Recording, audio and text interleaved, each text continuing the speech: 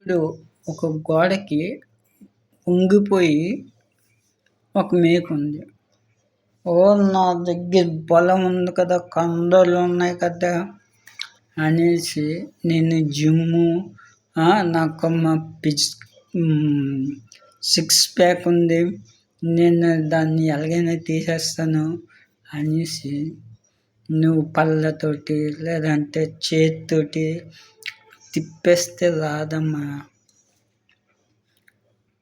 అది ఎలా తీయాలి అంటే, ఒక చిన్న పిల్లవాడైనా తెలివి ఉపయోగించి దాన్ని రెంచ్తో కానీ లేదంటే ఒక సుత్తితో కానీ కొడితే వాడు ఎంత బలహీనైనా ఈజీగా తీయగలడు కదా.